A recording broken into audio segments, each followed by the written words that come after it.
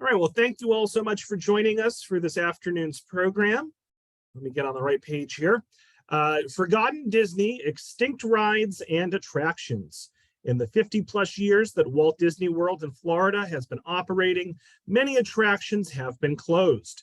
In this presentation, we will explore many of these attractions. Some were loved and are still missed today by fans. Others may be best forgotten.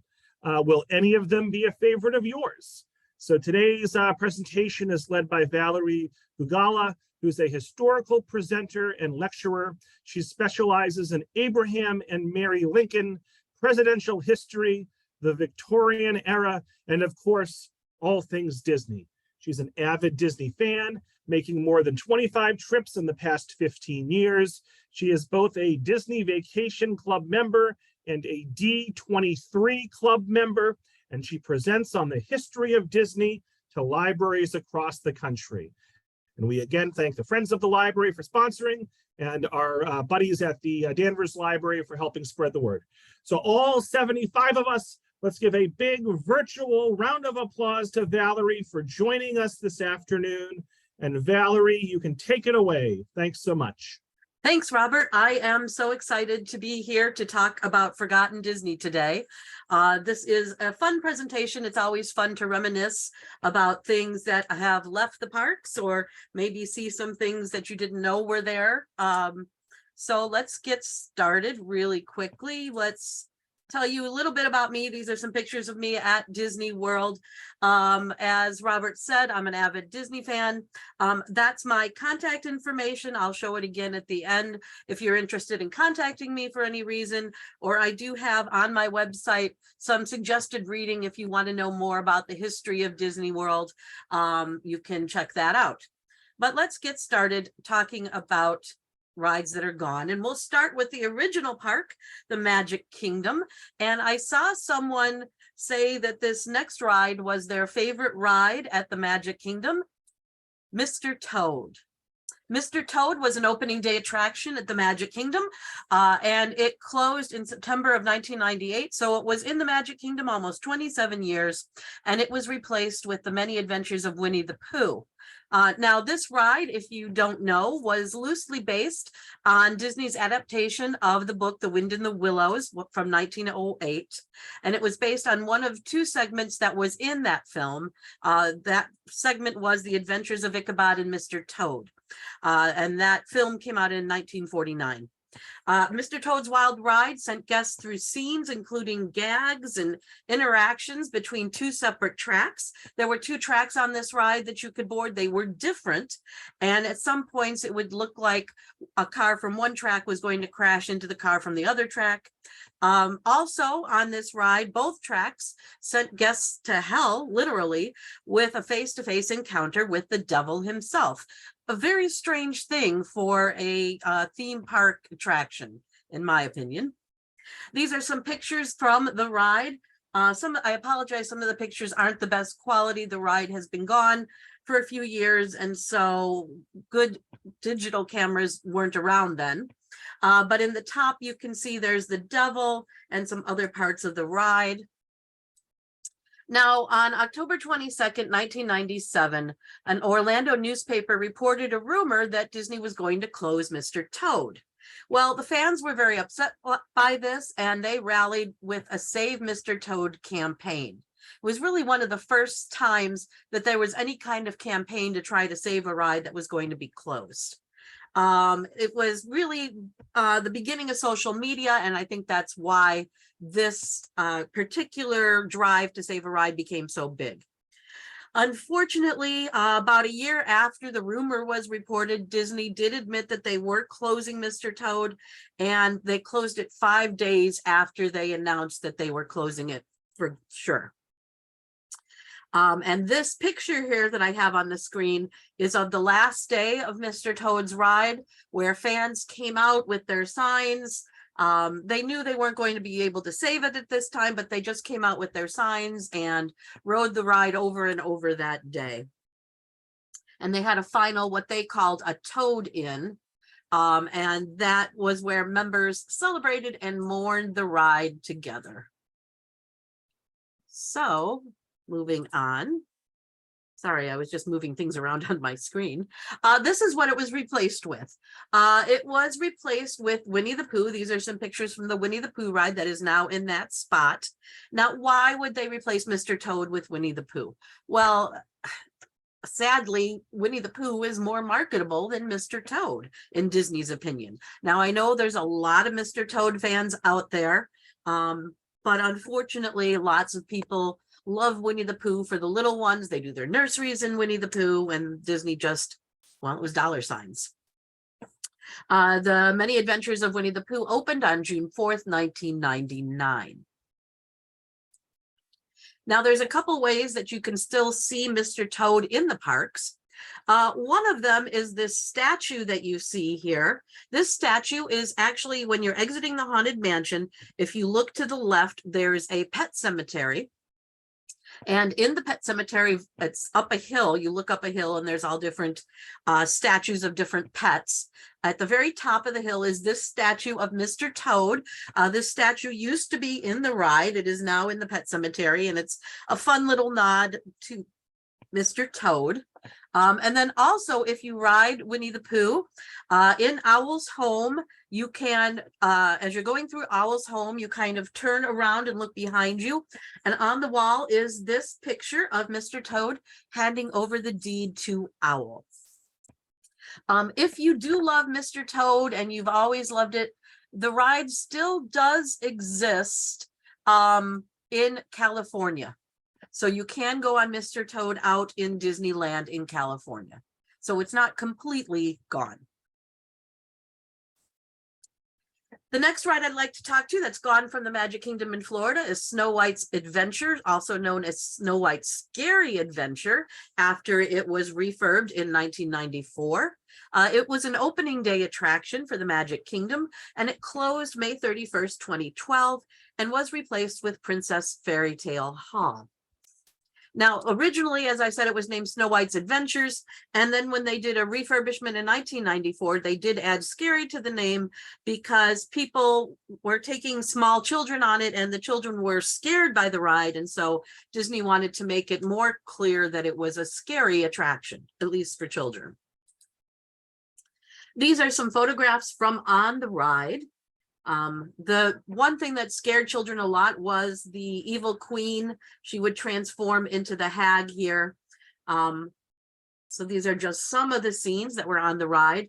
This Snow White will look familiar when we look at what's replaced it. So the dwarf Snow White and the evil queen animatronics were reused on Seven Dwarfs Mine Train. Now, Seven Dwarfs wasn't a exact replacement. It wasn't in the same.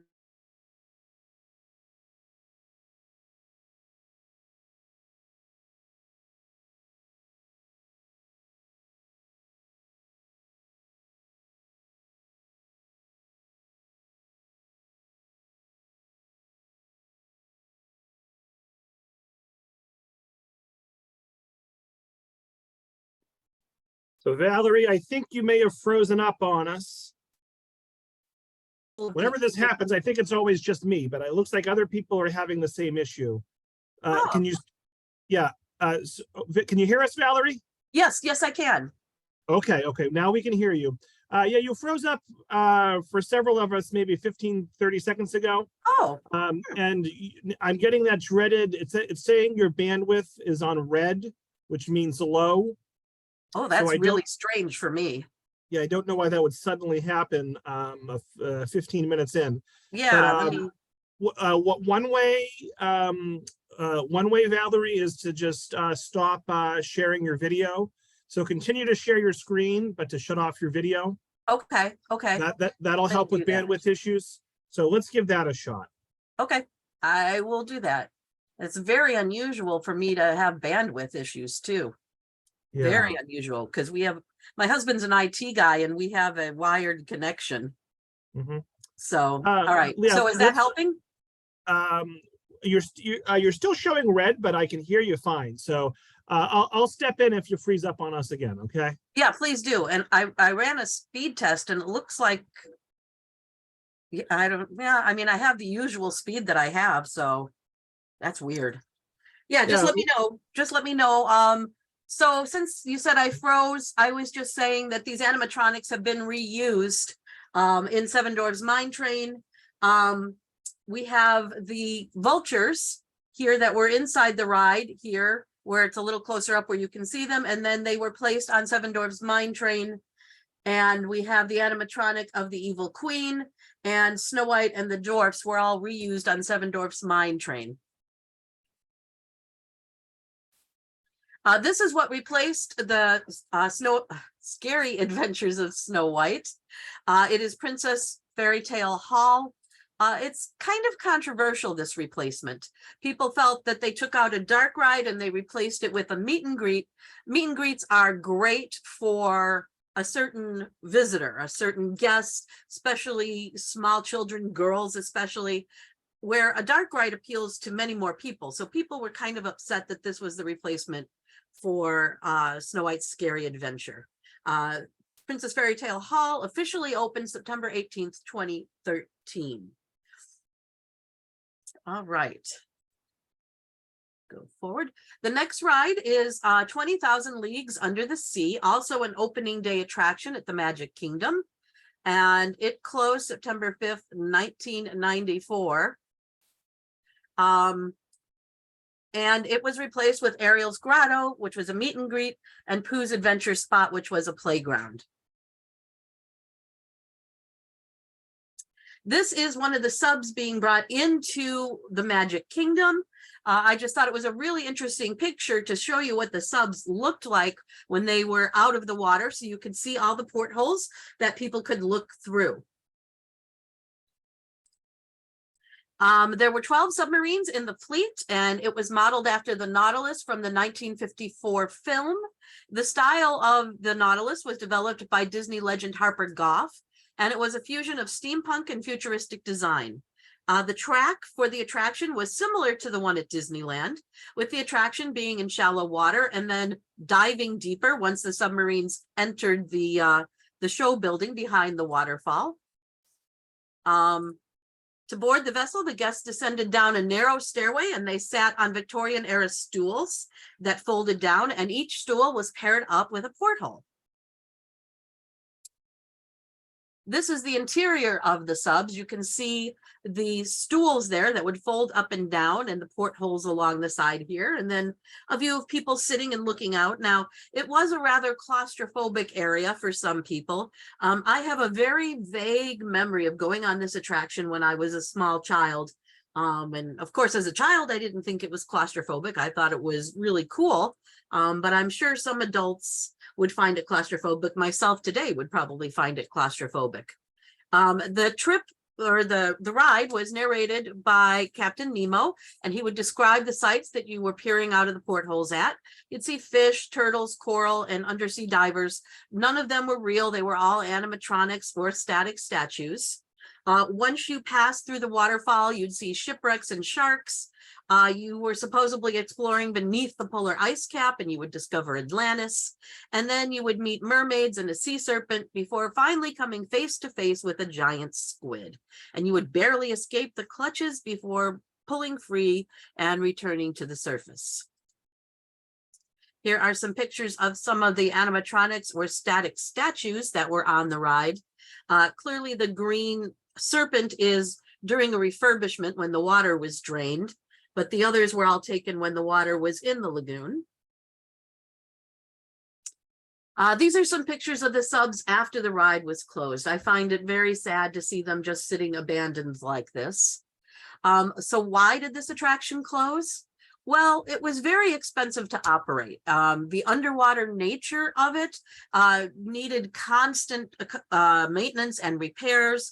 The Florida sun beating on these animatronics and statues in the water made them fade very quickly, and so they needed to be repainted with special paint a lot, which meant they had to drain the entire lagoon to do the painting. Also, it was a very low capacity attraction. As you can imagine, getting people in and out of these subs would take quite a long time. And so you couldn't get as many people on the ride in a day as you could on other attractions. So Disney closed it, saying it was just a temporary seasonal refurbishment, that they were going to do some maintenance on the ride as they always did. They really gave no notice to fans of the ride, and it just never reopened. So today you can still see a couple of the Nautilus submarines. Two of the subs were transported to Castaway Cay, which is Disney's private island, which is available to Disney Cruise Line guests. You can see them sitting there at a dock on Castaway Cay. And one of the subs was actually sunk in the lagoon on Castaway Cay, where you can go snorkeling, and you can see it there in the lagoon.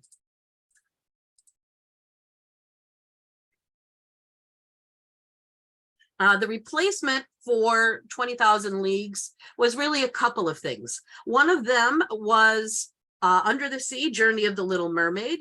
Another was the Be Our Guest restaurant. But the attraction that takes up most of where the lagoon once was the Seven Doors Mine Train, which is the largest picture on the screen right now. The Mine Train opened in May of 2014. Journey of the Little Mermaid opened in June of 2011, and Be Our Guest opened December of 2012. And they are all part of the new Fantasyland expansion. So let's talk about some Tomorrowland attractions. There is a Tomorrowland attraction that changed names quite a number of times. It started out as an opening day attraction called If You Had Wings, and then it was replaced with If You Could Fly, and then it was replaced with Delta Dream Flight, and it was replaced then with Disney's Take Flight. And then eventually it became Buzz Lightyear's Space Ranger Spin. So If You Had Wings, the original attraction, was sponsored by Eastern Airlines. And it was, their initial investment in the ride was about $10 million. Now, Eastern Airlines was using this attraction as advertisement for their airlines. So when Disney World, well, and Disneyland too, but we're talking about Disney World, when they opened, you needed a ticket for each attraction. And you would buy ticket books, of course, and that's where the e-ticket comes from. And well, that's a kind of another thing. But anyway, this attraction did not need a ticket. Since Eastern looked at it as advertising, you could ride this ride without a ticket. So people rode it over and over again because of that. It was a 4.5-minute dark ride, and it moved at a leisurely pace.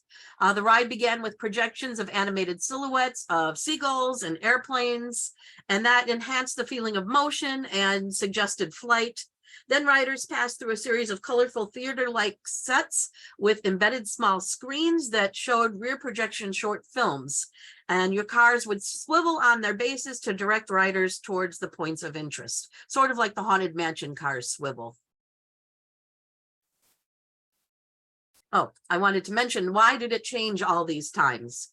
Well, If You Had Wings went until 1986, and then it was replaced with If You Could Fly. And the reason that it was replaced is that in 1986, Eastern decided they didn't want to sponsor the ride anymore. And so Disney removed all of the Eastern branding from the ride and just called it If You Could Fly. Well, then in 1989, Delta decided they'd like to sponsor the attraction. So the ride was refurbished again and Delta branding was added in. The ride stayed basically the same. There were a few minor tweaks to it, and it was called Delta Dream Flight. Then in 1996, Delta decided they didn't want to sponsor the ride anymore.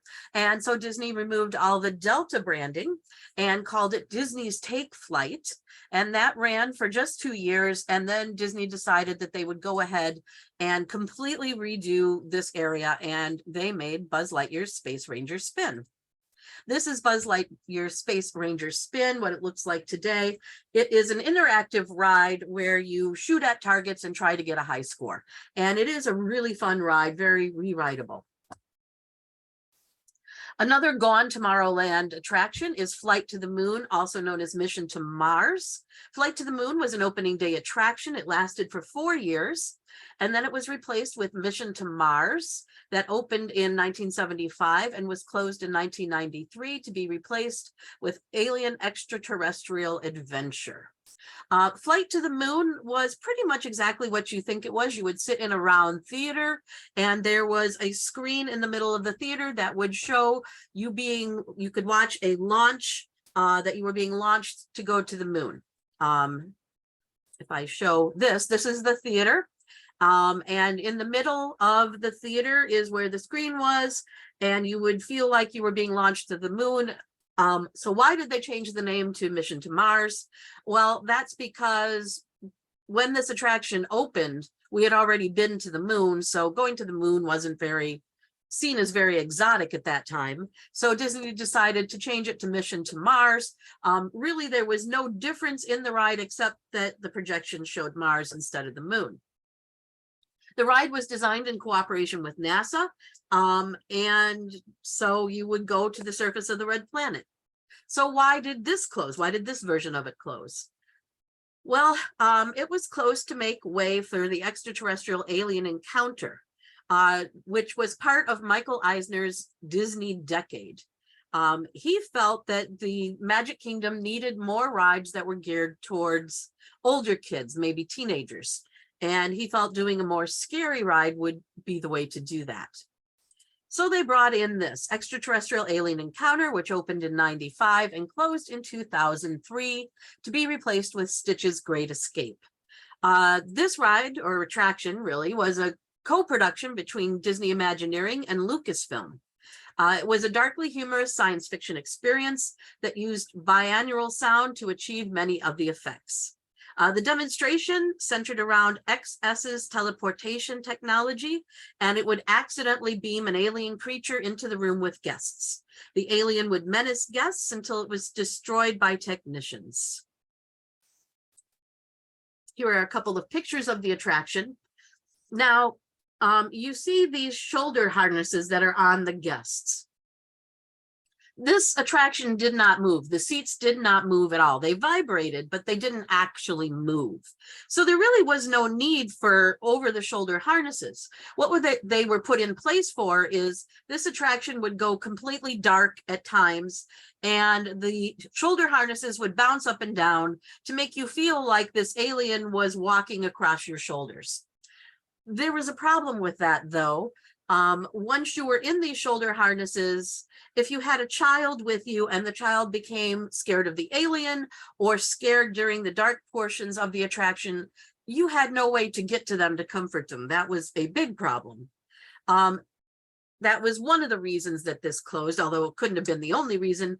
It mostly closed because most guests said this attraction was just too scary for the Magic Kingdom. The alien was too much. So they decided to go with a different alien, and they went with Stitch.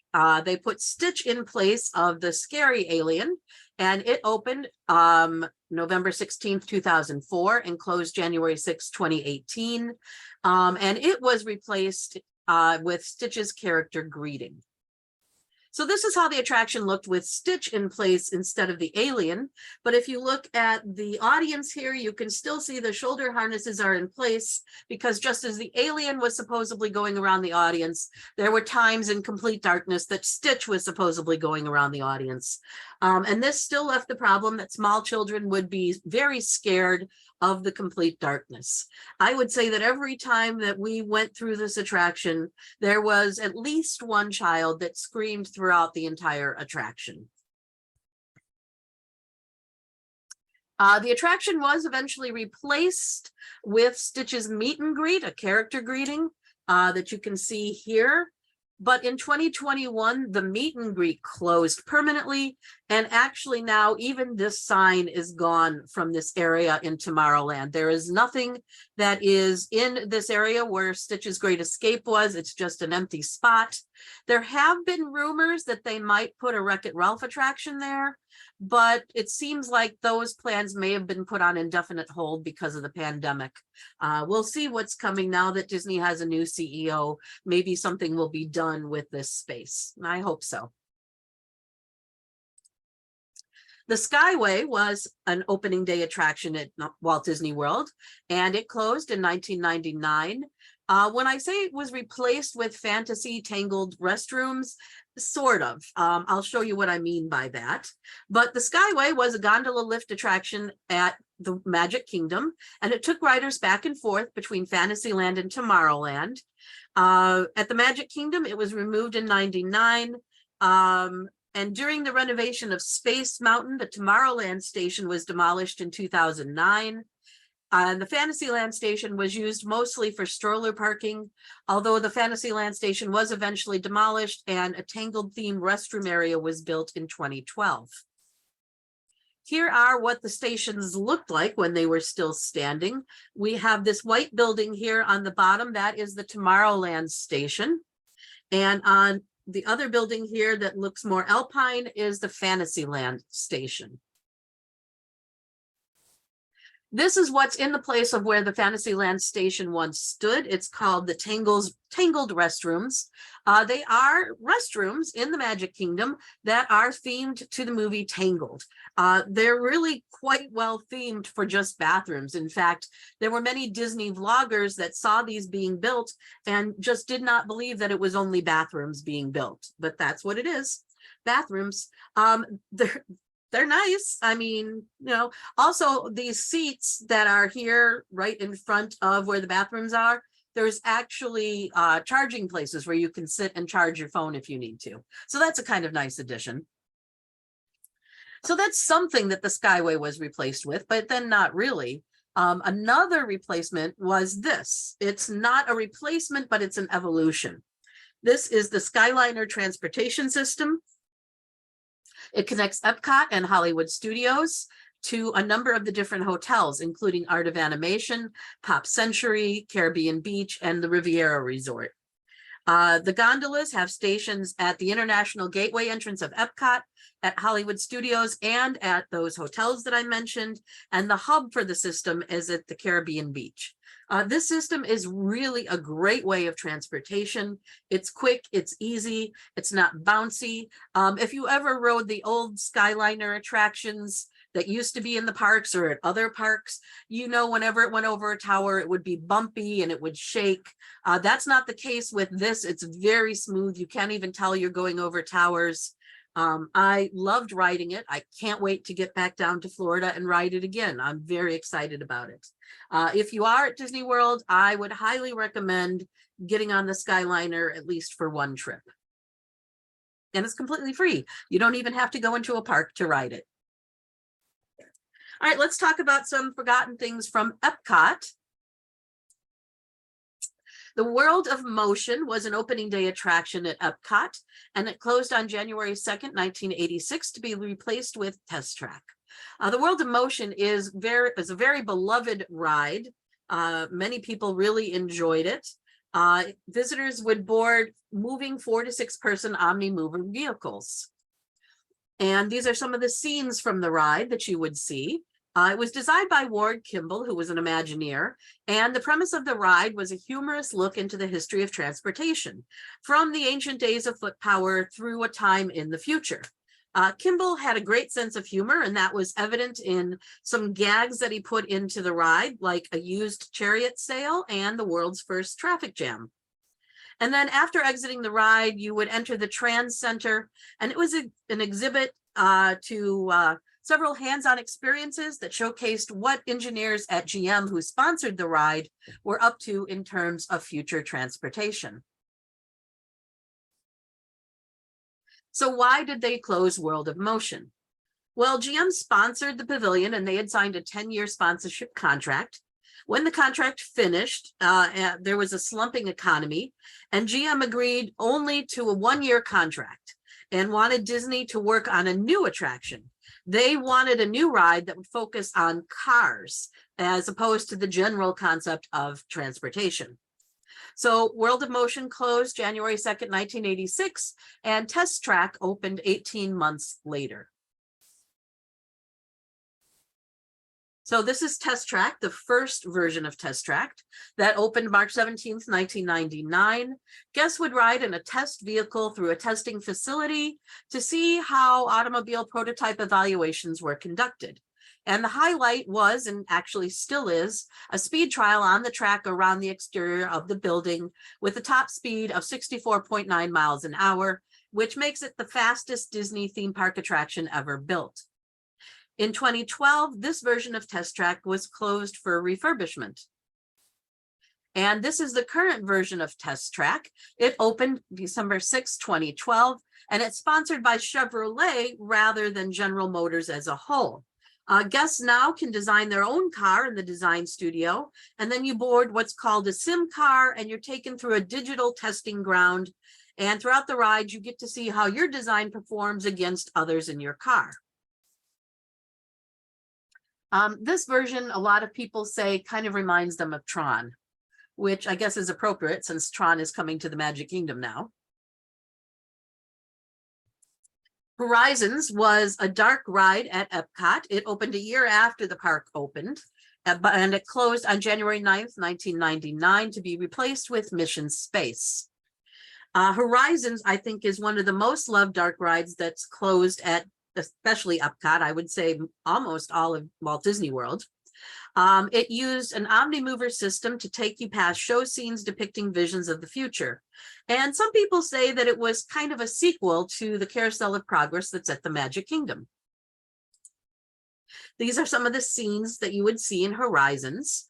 The ride began with a section entitled Looking Back at Tomorrow, which showcased visions of the future as perceived from Jules Verne through the 50s. And then the main part of the ride was visions of futuristic life in cities, deserts, undersea, and even in space. So why did Horizons close? Well, no reason was ever officially given, but the lack of corporate sponsorship is probably a large part of the reason. As you've seen, as we've been talking about these rides, that seems to be the reason a lot of them are closed. Also, there's a wide speculation that another reason for the closing was major structural problems with the building, possibly with the roof, with leaks possibly, or I've also heard that there possibly was some kind of sinkhole that developed underneath the building and could not be fixed without completely removing the building. So it is interesting to note that giving some weight to that theory is that normally when Disney closes an attraction, they don't completely tear down the entire building. They try to reuse the building as much as they can. Horizons was completely demolished to the ground. So maybe there was something underneath it that needed to be fixed. I thought these pictures of the building being demolished were quite interesting, especially the one that's a little higher up where you can see inside the show building, and you can see one of the sets is actually still in place in the show building right there. So they tore it down completely, and then they rebuilt the entire new attraction, Mission Space, which opened in 2003. This is Mission Space. It's obviously a space themed pavilion, and it has a centrifugal motion simulator. It simulates what an astronaut might experience aboard a spacecraft on a mission to Mars, from the higher G-force of liftoff to the speculative hypersleep. And the estimates of developing this attraction was about around $100 million. All right, another attraction that we'll talk about is Kitchen Cabaret. It opened with the park on October 1st, 1982 and closed January 3rd, 1994 to be replaced with Food Rocks. Kitchen Cabaret was a 13-minute audio animatronic show. The host was Bonnie Appetit, and she introduced acts in a musical review and comedy format that talked about healthy eating and talked about the 4 food groups: meat, dairy, grains, and fruits and vegetables. There were 5 acts, all different types of foods that would sing different songs about foods. So it was replaced in 1994 with Food Rocks, which closed in 2004. This version of the show was themed as a benefit concert for good nutrition, hosted by Food Rapper. It was continually interrupted by Excess, a junk food heavy metal band that detested nutrition. And the audio animatronic characters, again, were all food items with human features. This version featured well-known songs where the lyrics were adapted to the topic of nutrition. For example, the Peach Boys sang Good Nutrition, which obviously was based on the Beach Boys song Good Vibrations. This was replaced with Soarin', which is, in my opinion, one of the best rides at Disney World. Which reminds me, I never said what my favorite attractions are, and you all did. I would think this is probably my favorite attraction at Epcot. My favorite attraction at the Magic Kingdom is the Tiki Room. And I'll tell you the others when we get to those parks. But anyway, Soarin' is a simulated hang glider ride over the world. Highly recommend if you're at Disney World to go ahead and get on this ride. The Universe of Energy opened with the park in 1982, and it closed in 2004, and it was replaced with Ellen's Energy Adventure. It explored the world of energy through 4 large format film presentations and a slow moving dark ride. Part of the dark ride was a jungle diorama with audio animatronic dinosaurs. That was probably the most popular part of the ride. When it first opened, it was sponsored by ExxonMobil. It closed and was reopened as Ellen's Energy Adventure. And eventually, in 2017, it did close and was replaced with Guardians of the Galaxy Cosmic Rewind. The Ellen's Energy Adventure starred Ellen DeGeneres and Bill Nye, also Jamie Lee Curtis and Alex Trebek. And it took a lighthearted look at various energy sources, how energy was produced, and the history of energy production. It did leave in place the dinosaur dioramas, which were one of the most popular parts of the original ride, but it added in an animatronic of Ellen, as you see here. Not a very flattering animatronic, I must say, but there it was. So it was replaced, and I have on here opening 2022. It is open now. It opened in early summer of 22. It's a roller coaster. It spins as it goes down the track. So I've heard that it does make many people nauseous. We haven't been there yet to ride on it. We're going in May. I can't wait. And so then I'll be able to report on whether it makes people nauseous.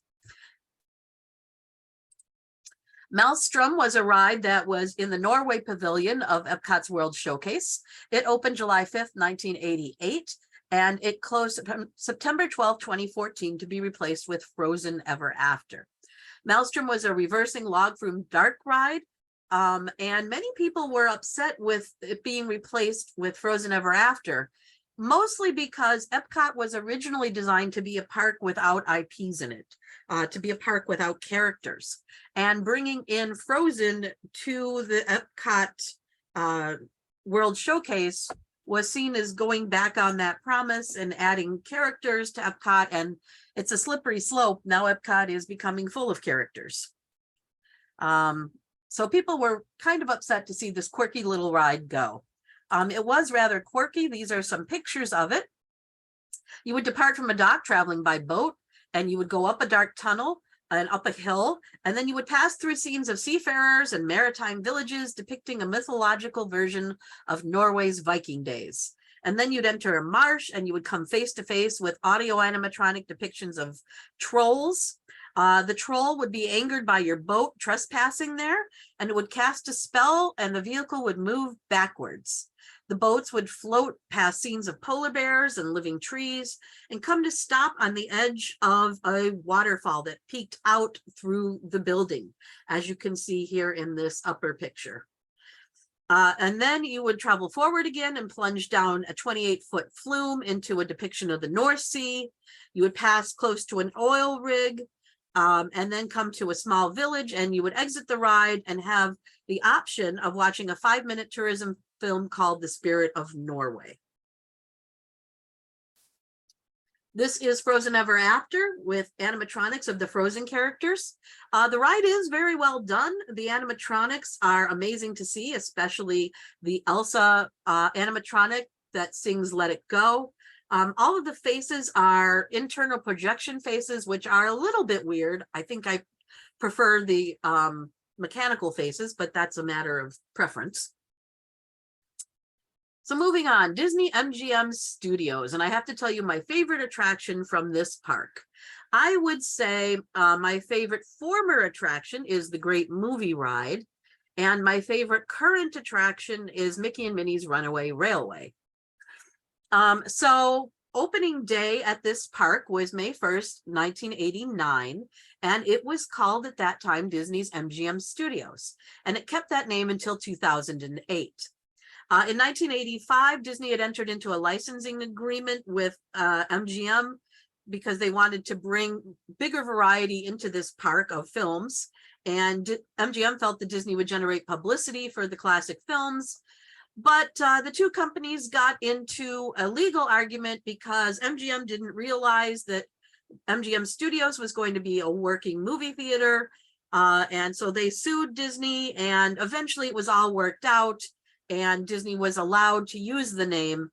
But when the the term of the contract was over, MGM declined to renew the contract. So Disney needed to change the name of the park. They changed the name to Disney's Hollywood Studios in 2008. And this is the current park logo for now. They're talking about changing the park logo to something that emphasizes Hollywood over studios. But they haven't actually done that yet. It wouldn't be a change in name. It would just be a change in emphasis. The Great Movie Ride opened May 1st, 1989 and closed August 15th, 2017 to be replaced with Mickey and Minnie's Runaway Railway. I think it's ironic that these are my two favorite rides. This ride employed the use of audio animatronic figures, sets, live actors, and special effects to recreate scenes from 12 classic films, and it was 22 minutes long. These are some of the scenes from the Great Movie Ride. Some more of the scenes from the Great Movie Ride. And this is Mickey and Minnie's Runaway Railway. The attraction, why was it closed? It had become outdated. A lot of the rides that were on the attraction and a lot of the characters like John Wayne and Casablanca, things like that, modern kids really don't know who that is, sadly. And so it either needed to be updated or it needed to be completely taken out. The decision was made to completely remove it and replace it with Mickey and Minnie. I have to say, since the Great Movie Ride was my favorite at this park, I was predisposed to not like Mickey and Minnie's Runaway Railway. When we went on it, I was amazed. I loved it. The technology in it is just terrific. And although I miss a Great Movie Ride, I think this is a worthy successor, although it is a completely different ride. Backlot Tour was another attraction at Hollywood Studios. It opened May 1st, 1989, and it closed around 2015. I'm sorry, I don't have the date there. It's replaced with Star Wars Galaxy's Edge and Toy Story Land. On the backstage tour, it originally was a 2-hour guided tour, and eventually over the years, it was cut down to be shorter and shorter. These are some of the things that you would see on the tour. You would board some trams, and then you would go around backstage into the heart of Production Central.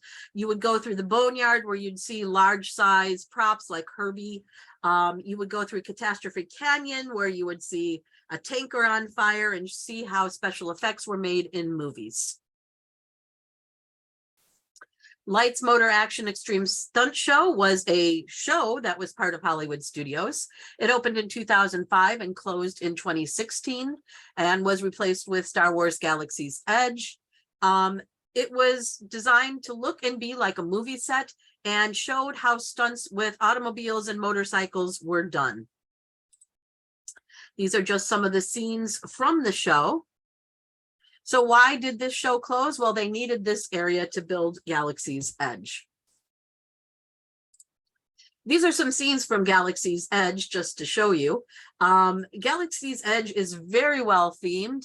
The ride, Rise of the Resistance, which the two pictures with the stormtroopers are from Rise of the Resistance. This is a most impressive room, especially if you are a Star Wars fan. Seeing the full-size Millennium Falcon was also a highlight. I know if you're a Star Wars fan, you will really love it. The day we were there, it was raining, and so that probably tempered our enthusiasm for it. But still a great land, a great addition to the park. Okay, finally, we'll talk about Animal Kingdom. What is my favorite attraction at Animal Kingdom? It probably is Kilimanjaro Safaris, the safari ride. There's only a few things that have been taken out of Animal Kingdom. One of them is Primeval Whirl. It opened March 31st, 2002 and closed July 16th, 2020. Currently, it has not been replaced. There's just an empty spot where it once was. It was a steel Wild Mouse roller coaster. It was part of Chester and Hesto's Dinorama, which is part of Dinoland USA in the park. It was in the mild but wild thrills category. The cars spun in circles while traveling on the track, which let each ride experience vary greatly. It had 13 cars and each seated up to 4 riders. I thought that these pictures were really interesting. This is the ride being demolished. And then these are some of the ride cars being trucked out of Animal Kingdom, just kind of sad. So in September, they put up the construction walls and demolished it. Let's talk about some parades and shows that used to be at Disney World. And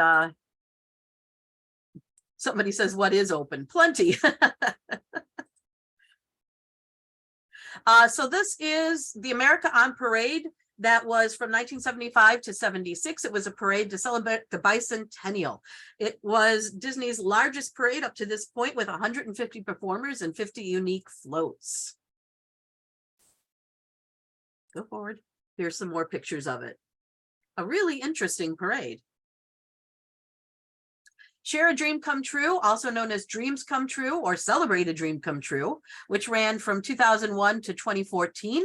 Originally, it was in celebration of Walt Disney's 100th birthday. And originally, this parade featured giant snow globe floats. If you look at this picture of Minnie with the film strip ears behind him, excuse me, did I say Minnie? That's Mickey, clearly. In any case, originally, this would have had a snow globe dome over Mickey here.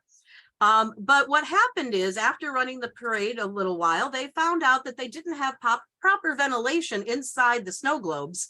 And so for the sake of Mickey, they had to redesign the parade and take off the snow globes, or else you would have had, I don't want to say a dead mouse, but wouldn't have been good. So these are just some of the other floats that they had in the parade, Pinocchio and Peter Pan. So that was that parade. The original Main Street Electrical Parade, which started in Disneyland in California and premiered in 1972, eventually came to Walt Disney World in 1977. And then it left in 1992 and went to Disneyland Paris. It did return to the Magic Kingdom in 1999 and then closed again in 2001. There were approximately 575,000 lights in 6 colors, and the most used color was amber. These are pictures of Disney World's 25th anniversary parade called Remember the Magic. It ran from 1996 to 1997. The reason I really want to show these pictures of the 25th anniversary parade is because, as many of you may know, this year is the 50th, or last year actually, 2022, was the 50th anniversary of Walt Disney World. And I don't have any pictures of a parade to show you for the 50th anniversary because there wasn't one. They didn't make a special parade for the 50th anniversary, and they didn't make a special stage show in front of the castle for the 50th anniversary. And if I sound kind of annoyed by that, I am. I don't understand why they wouldn't have done that, but I guess that's their decision. Moving on, this is Aladdin's Royal Caravan. It ran from 1992 to 1995 at Hollywood Studios, and it was inspired by a scene in the animated feature Aladdin, where Aladdin is parading into Agrabah as Prince Ali. So it had all the different things that were in the animated film when he was parading. Another parade that was at Hollywood Studios was Disney's Stars and Motor Cars, which ran from 2001 to 2008. It was introduced in conjunction with the 100 Years of Magic celebration, and it featured custom cars honoring Walt Disney's movie-making career. And you can see these cars were all themed to whatever characters they were carrying. I think the Genie one is especially interesting, but there were all different types. This is Mickey's Jam and Jungle Parade from the Animal Kingdom. The premise was that the Disney characters were on a jungle safari, and they provided a tribute to their animal friends in abstract images and figures. The distinctive parade costumes were designed by Matt Daviston, and they were prototypes for the puppeteer costumes were crafted by native artisans. And I'm told that this was a really beautiful parade and really unique. Here's a couple other pictures of it. This was at Epcot. It was Tapestry of Nations Parade. It ran from 91 to 2001. It said that it took almost 3 years to design this parade. And it had these different huge puppets.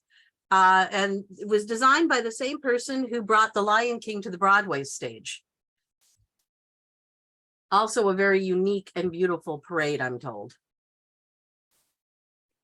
Illuminations, Reflections of Earth was a nighttime show that performed at Epcot from 1999 to 2019. And the Earth Globe from Illuminations was the world's first spherical video display system. Here's some other pictures of Illuminations. This is a show that I miss because I am a huge Muppet fan, especially Sam Eagle. He is my absolutely favorite Muppet. And this was the Muppets Present Great Moments in History. It was a live show in Liberty Square at the Magic Kingdom, and it was performed a few times a day, and the Muppets would recount notable milestones from the colonial era. And they would pop out of the windows that were in the buildings next to the Hall of Presidents. I really enjoyed the show. In fact, we were there for one of the opening performances, and this cast member, the live cast member, actually gave me a button that says I'm celebrating, and he wrote on it the Muppets. And I still have that, of course, so that was really fun. And Sam Eagle was featured. You can't get better than that. Rivers of Light was a show at Animal Kingdom. It was a nighttime show that opened in 2017 and closed in 2020. It was a very beautiful show. It was on Discovery River Lagoon between Discovery Island and Expedition Everest. It featured water fountains, mist screens, floating lanterns, lasers, lights, fog, projection mapping, and at first, live performers. These are some other pictures of the show. These are not pictures that Disney took. These are pictures that, well, mostly, the top one isn't, but the others are pictures that I took with my cell phone. So you can see how beautiful this show actually was. The show was suspended in 2020 because of COVID and the closures of the parks. And in July 2020, they announced that the show would not return when the parks reopened. It was replaced, if you can call it a replacement, with this, which is Kite Tales. It was a show of kites being dragged around the lagoon by ski-doos. And actually now Kite Tales has closed as well. It didn't go over very well. All right, just a couple more things that you might not believe were ever at Disney World. Ace Ventura once had a show at the studios. It was called Ace Ventura Pet Detective Live in Action. Also, the Teenage Mutant Ninja Turtles had a show at the studios, and they also had a meet and greet afterwards. Barbie had a show. It was called Ambassador of Friendship at Epcot, and it was a meet and greet and a 20-minute performance. And then there was also something called Epcot Circus. It was actually called Epcot Daredevil Circus, and it had some very daredevil stunts. It ran from 1987 to 88, so not very long. Goosebumps show. It was Goosebumps Horrorland Fright Show, which started out as a magic show, but some monsters and villains would come out and take over, and it was a little bit scary. And then this isn't really a show, but it's a character, Push the Talking Trash Can. If you know about Push, you know, it was a talking trash can that would wander around Tomorrowland, and if you came up to it, it would interact with you. It's a really popular thing among Disney diehard fans.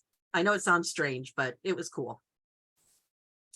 Epcot Splashtacular was a very weird show at Epcot. It only lasted 7 months. The plot was an alien woman came to Earth to steal all the color from our world, and she attacked Mickey and his friends in the process. Mickey called on the Future World guards, but the alien woman summoned her pet alien dinosaur, and they battled it out.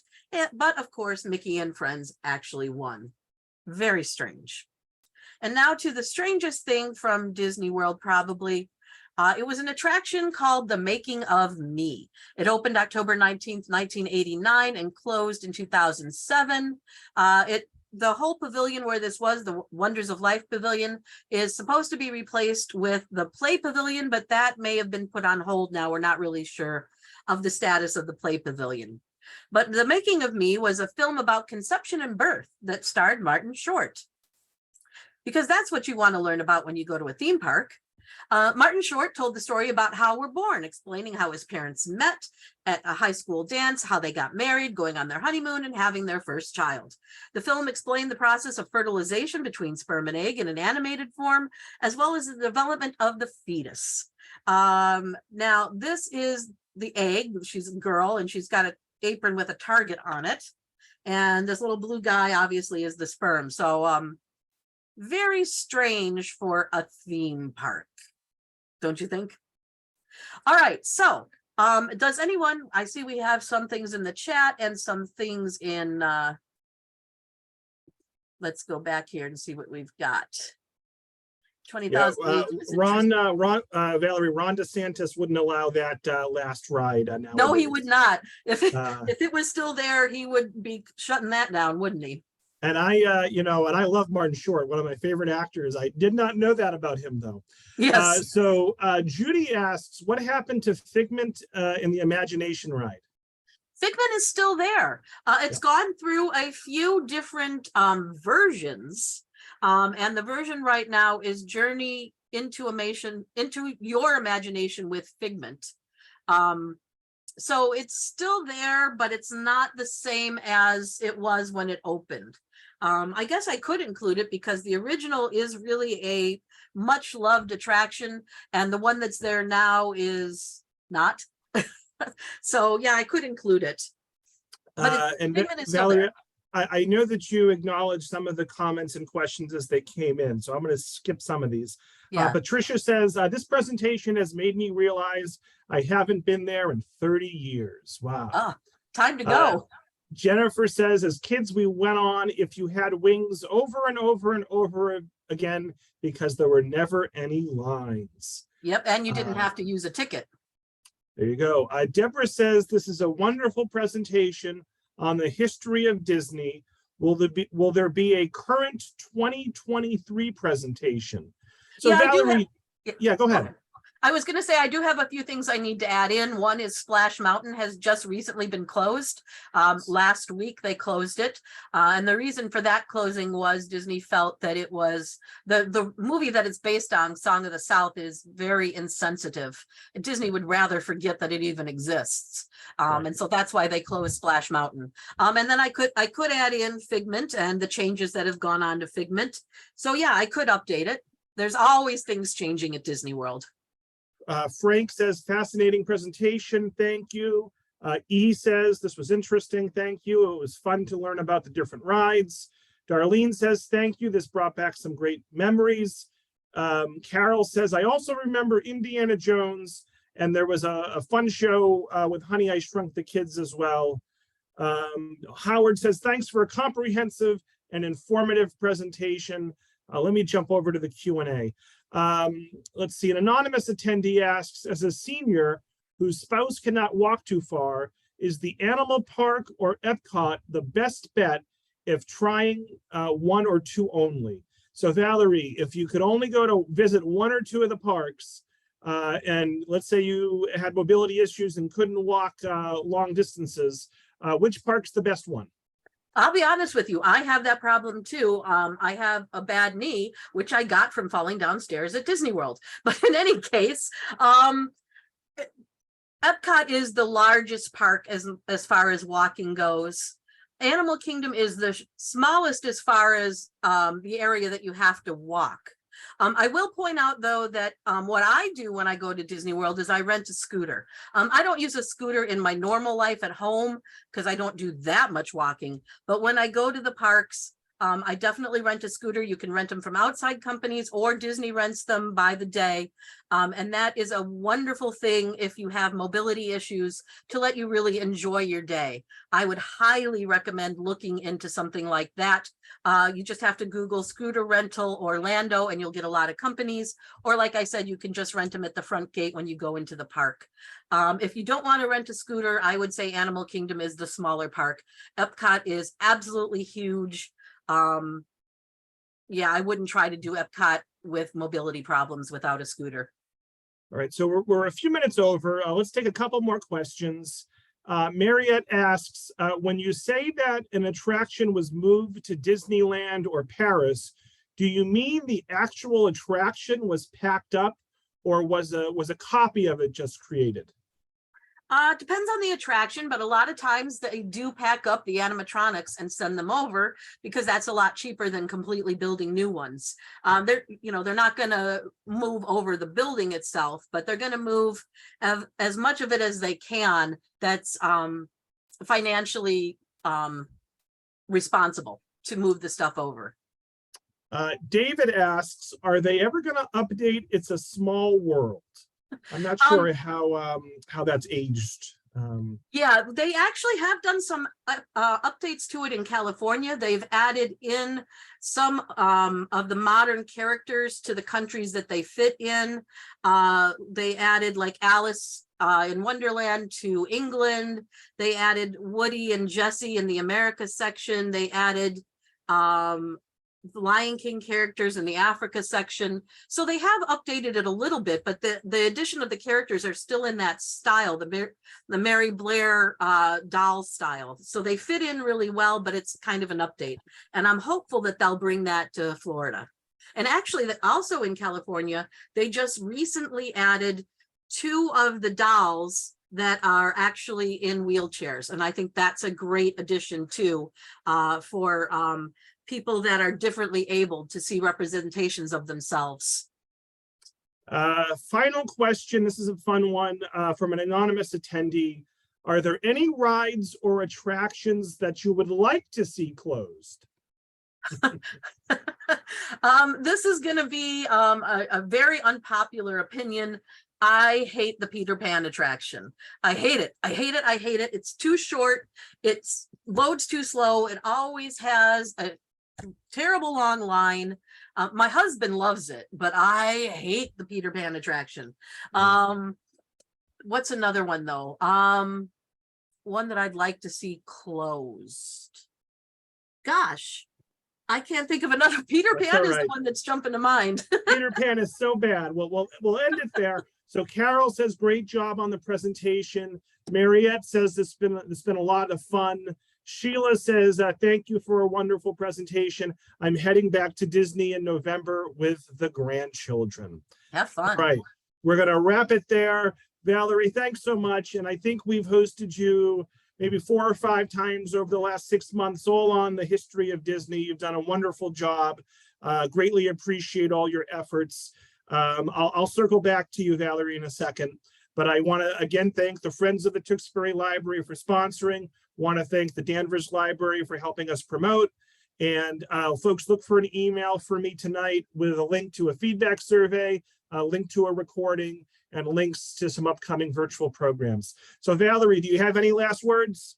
I want to thank you, Robert, for hosting me so many times. I've loved talking with all of you.